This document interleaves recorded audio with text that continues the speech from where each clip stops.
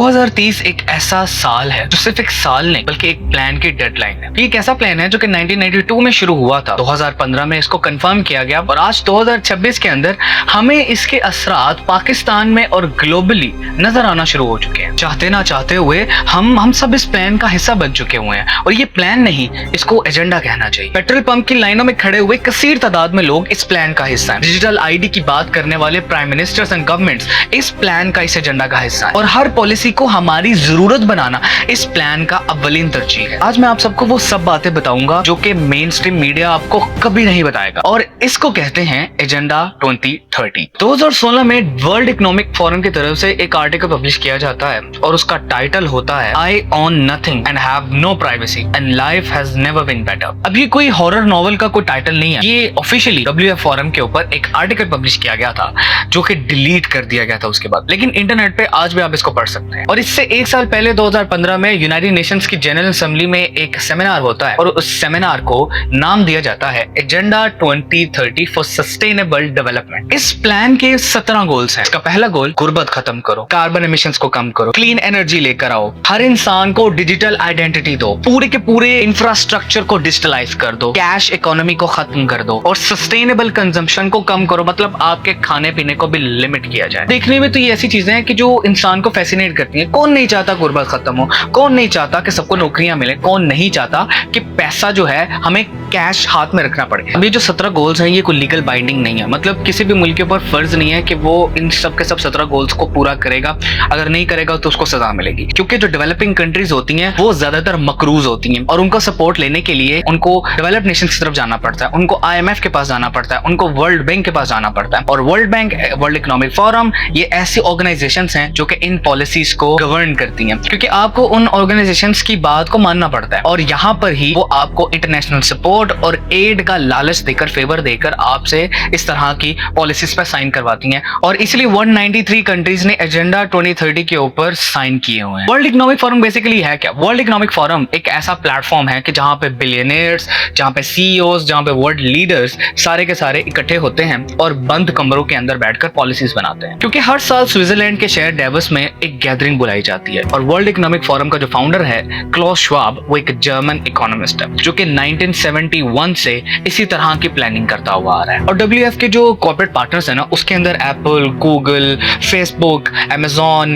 Morgan, black rock, Pfizer, Moderna, इस जैसे multinational corporate शामिल हैं। यानी हम अपनी रोजमर्रा जिंदगी के अंदर जो भी कमोडिटीज और जो सर्विसेज ऑनलाइन यूज करते हैं, जिन कॉर्पोरेट्स की सर्विसेज यूज करते हैं, वो सब के सब इसके अंदर बहुत हाईली इन्वेस्टेड है। फिर जून 2019 के अंदर कोविड-19 से बिल्कुल एक साल पहले वर्ल्ड इकोनॉमिक फोरम UNO के पास जाता है और उसके साथ एक पार्टनरशिप एग्रीमेंट कर लेता है और उस एग्रीमेंट को नाम दिया जाता है एजेंडा 2030 का। उसके बाद आता है 2020 का पीरियड कोविड का पीरियड है और इस कोविड के पीरियड के अंदर क्लॉस श्वाब अपनी किताब में इसको द ग्रेट रीसेट के नाम से बताता है। श्वाब अपनी किताब में लिखता है कि 2020 कोविड का पीरियड एक ऐसा नैरो, छोटा पीरियड था जो कि दुनिया को रीसेट करने का एक बहुत बड़ी अपॉर्चुनिटी थी। अब रीसेट करने में क्या था? रीसेट करने में दुनिया के अंदर फॉसिल फ्यूल्स को कम करना था, डिजिटल मनी को इंट्रोड्यूस कराना था। यानी जितनी भी पॉलिसीज बनेंगी, जितनी भी गवर्नेंस होगी, वो सारी ये वाली मल्टीनेशनल कॉर्पोरेशंस इसको गवर्न करेंगी, इसको डिसाइड करेंगी पूरी की पूरी दुनिया के लिए। फिर 2016 में आने वाला आर्टिकल जिसका टाइटल था कि यू विल ऑन नथिंग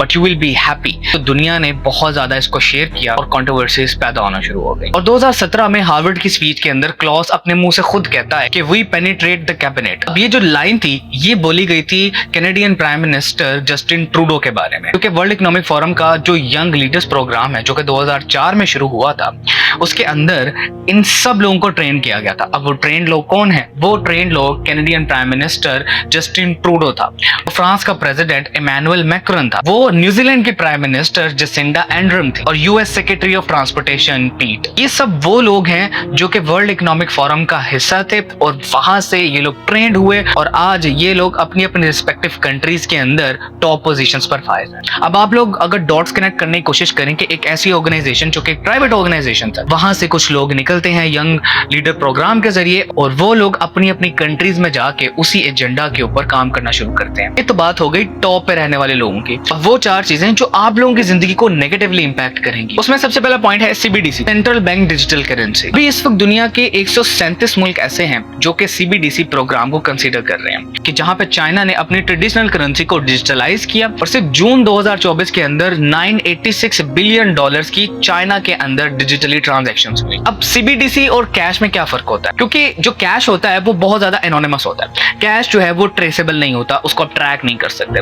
यानी आप कुछ भी खरीदते हो, आप किसी चीज के ऊपर पैसा भी लगाते हो तो आपको बिल्कुल भी ट्रेस नहीं किया जा सकता। मगर डिजिटल कैश का प्रॉब्लम ये है कि उसको ट्रेस किया जा सकता है, उसका रिकॉर्ड होता है किसको किस चीज ने ट्रांजैक्शन की, कौन सी चीज आपने कब खरीदी, किससे खरीदी, किस बैंक से ट्रांजैक्शन की, ये सब कुछ रिकॉर्डेड होता है, ये सब कुछ डेटाबेस के अंदर आ जाता है। ऐसे प्रोग्रामेबल हो सकते हैं, यानी गवर्नमेंट डिसाइड कर सकती है कि आप कितने पैसे खर्च सकते हैं, आपकी लिमिट डिफाइन हो सकती है और फिर इसी तरीके से गवर्नमेंट आपको रिस्ट्रिक्ट कर सकती है कि आप कौन सी चीज खरीद सकते हैं, कौन सी चीज नहीं खरीद सकते, और अगर आप उसको डिसोबे करते हैं तो आपको पेनल्टीज पड़ सकती हैं। यहाँ पे प्रैक्टिकल एग्जांपल हमारे पास 2022 के अंदर कनाडा का एक वाकया आता है जहां पर ट्रकर्स ने प्रोटेस्ट किया और गवर्नमेंट ने उन सारे के सारे प्रोटेस्टर्स का बैंक अकाउंट फ्रीज कर दिया और उनकी जितनी भी डिजिटल ट्रांजैक्शंस थी, डिजिटल मनी थी, वो भी फ्रीज कर दी। अगर आपको याद आ रहा हो तो हाल ही में पाकिस्तान ने भी एक ऐसा सेनेट के अंदर बिल पास करने की कोशिश की है कि जहां पे नादरा आपका 60 डेज के लिए सीएनआई से इंपाउंड कर सकता है, तो आप ना ट्रांजैक्शन कर पाएंगे, आपकी बैंकिंग भी बिल्कुल रिस्ट्रिक्ट कर दी जाएगी, आपकी सिम्स, आपकी हर चीज आपको पूरी तरीके से मफलूज कर दिया जाएगा। और जब कैश आपके पास होगा ही नहीं तो फिर आप इस ट्रैप के अंदर कितना इजीली आ सकते हैं आपको बखूबी अंदाजा हो जाना चाहिए। और याद रखिए कि पाकिस्तान ने भी आईएमएफ से $7 बिलियन का कर्जा लिया हुआ है और आईएमएफ ने 2024 में अपने मेंबर कंट्रीज को सीबीडीसी हैंडबुक भी पब्लिश करके दी है और ऑब्वियसली पाकिस्तान उसका मेंबर है। अब इस एजेंडा का दूसरा गोल है आपकी आइडेंटिटी को कंट्रोल करना, आपकी आइडेंटिटी को डिजिटलाइज करना। वर्ल्ड बैंक इसको कहता है कि आपकी जो डिजिटल आइडेंटिटी होगी वो ट्रेसेबल होगी, मतलब आपका बायोमेट्रिक, आपका आइरिस स्कैन एक सेंट्रल डेटाबेस में होगा। इसका रियल एग्जांपल हमारे पास इंडिया का है जहां पे आधार कार्ड जो कि दुनिया का सबसे बड़ा डिजिटल आईडी सिस्टम बना हुआ है और 1.4 बिलियन लोग इसके अंदर लिंक्ड हैं। ऑफिशियली इसको कहा जाता है कि बहुत बड़ी वेलफेयर है। इंडिया झारखंड के अंदर एक ऐसा केस सामने आता है कि एक 11 साल की बच्ची भूख से मर गई थी क्योंकि उसकी फैमिली ने अपने आप को इस पूरे डिजिटल सिस्टम के अंदर लिंक नहीं किया हुआ था और उसको राशन पहुंच नहीं सका। और ह्यूमन राइट्स वॉच ने भी इस इंसिडेंट को रिपोर्ट किया कि राजस्थान के अंदर भी ऐसे केसेस सामने आए हैं कि सितंबर 2016 से 17 तक 2.5 मिलियन फैमिलीज को राशन नहीं पहुंचा क्योंकि उनका आधार कार्ड डिजिटलाइज नहीं था। और अल जजीरा भी हमें 2024 का एक इंसिडेंट रिपोर्ट करता है कि जहां पे बिस्मिल्ला बी नाम की एक औरत तेलंगाना में जो कि एक 67 ईयर ओल्ड एक बेवा औरत थी, उसको 7 साल से राशन ही नहीं पहुंचा था।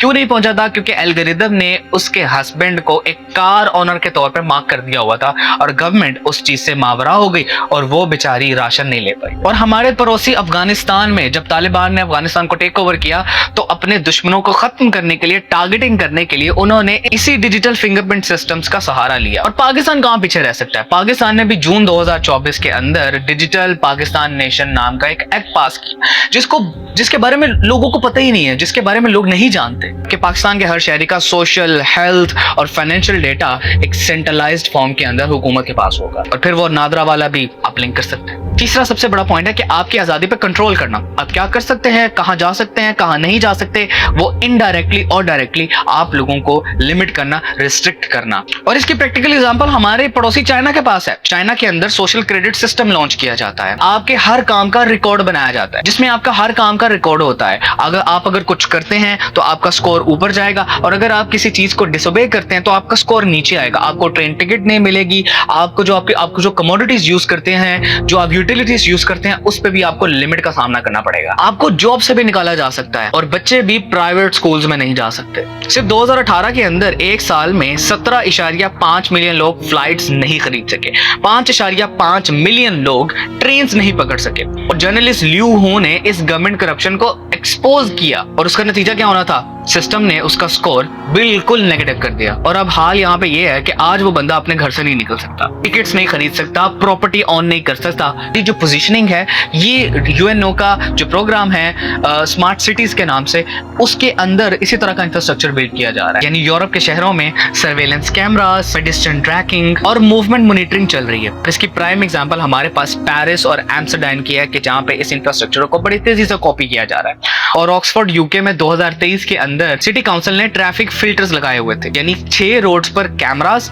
और एक जोन से दूसरे जोन में जाने के लिए आपको फाइन पड़ता था जो कि 70 पाउंड था, और लोगों का सिर्फ 100 free driving days per year पर लिमिट कर दिया गया था। के मुताबिक अब आप जो भी करेंगे ना, वो इंस्टीट्यूशनलाइज्ड हो चुका हुआ है, वो पॉलिसीज के ऊपर हुआ है। आप उनकी मर्जी के मुताबिक कुछ भी नहीं कर सकते, और अगर आप कुछ करेंगे तो आपको प्रॉपर्ली नॉन एग्जिस्टेंट बना दिया जाएगा, आपकी हर चीज को बंद कर दिया जाएगा और आप कुछ कर ही नहीं सकेंगे। और खाने पे भी यहाँ पे एजेंडा का पूरा जोर चलेगा। इसको नाम दिया जाता है जीरो हंगर, सस्टेनेबल कंजप्शन। अब इसकी इंप्लीमेंटेशन में क्या हो रहा है वो देखते हैं। नेदरलैंड्स के अंदर यूरोप का दूसरा सबसे बड़ा फूड एक्सपोर्टर है। 2022 के अंदर गवर्नमेंट ने अनाउंस किया कि 2030 तक लाइव स्टॉक को 30% तक कम कर दो, और जितने भी तुम्हारे फार्म्स है सबको बंद कर दो। और इसकी वजह जो है वो नाइट्रोजन एमिशंस का टारगेट पूरा करना है। हजारों फार्मर्स ने अपने ट्रैक्टर्स जो है वो बंद कर दिए। हजारों की तादाद में फार्मर्स जो है वो पार्लियामेंट के सामने आ गए, उन्होंने प्रोटेस्ट करना शुरू कर दिया। उन्होंने कहा कि हमारे पे इस चीज को इंपोज किया जा रहा है, हमारी मर्जी से कुछ भी नहीं हो रहा। और जितने भी बड़े बड़े एकेडमिक्स हैं उन सबका भी कहना है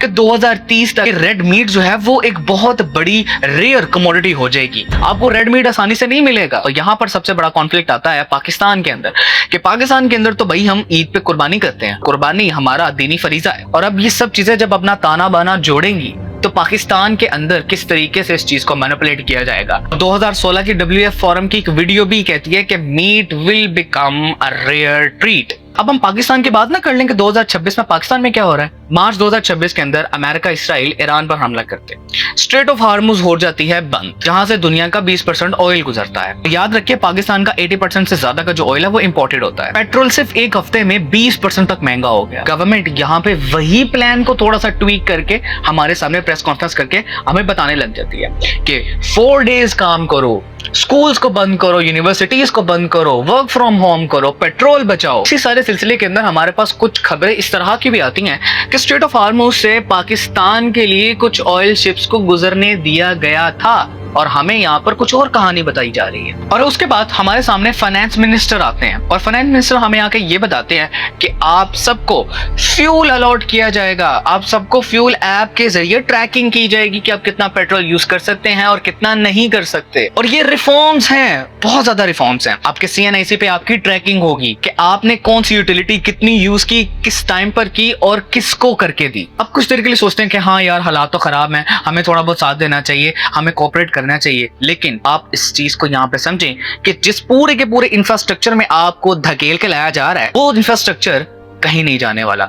मुसीबत चली जाएगी मगर इंफ्रास्ट्रक्चर नहीं जाएगा। आपका जो डेटा है, आपकी जो ट्रैकिंग है, आपका जो CNIC है, वो यहाँ पर ही रहेगा, वो गवर्नमेंट के पास ही रहेगा, वो तो नहीं जा रहा कहीं पे। हाँ, जंग जरूर खत्म हो जाएगी। याद रखें ये पैटर्न हमेशा से इसी तरह रहा है। पहले क्राइसिस आता है, या तो वो रियल होता है या वो प्रिसीव्ड होता है। गवर्नमेंट कहती है कि जरूरत है अभी के लिए कर लो, बाद में देख लेंगे। फिर इंफ्रास्ट्रक्चर बनता है, एप्स, डेटाबेस, ट्रैकिंग, क्राइसिस उसके बाद खत्म हो जाता है कुछ अर्से के बाद, मगर इंफ्रास्ट्रक्चर वहीं पर रहता है और वो एक्सपैंड होता है, जैसे कि नीदरलैंड के फार्मर्स के साथ हुआ, जैसे कि कनाडा के ट्रकर्स के साथ हुआ। और अगर आप इस एजेंडा को बार बार क्वेश्चन करोगे ना तो आपको कॉन्स्पिरेसी थ्योरीज कह दिया जाता है। क्लाइमेट चेंज को जो कि बिल गेट्स करना चाह रहा है उसको क्वेश्चन करोगे तो आपको क्लाइमेट दुश्मन कह दिया जाएगा। और अगर आप डिजिटल पेमेंट सिस्टम्स को, डिजिटल IDs को, डेटा ट्रांसफर को बिल्कुल डिनाई करोगे तो आप एंटी प्रोग्रेस कहला दिए जाओगे। और सितंबर 2024 में आने वाला UN का ग्लोबल डिजिटल कॉम्पैक्ट डॉक्यूमेंट जो कि 193 मुल्कों ने साइन किया हुआ है कि सोशल मीडिया प्लेटफॉर्म्स और गवर्नमेंट्स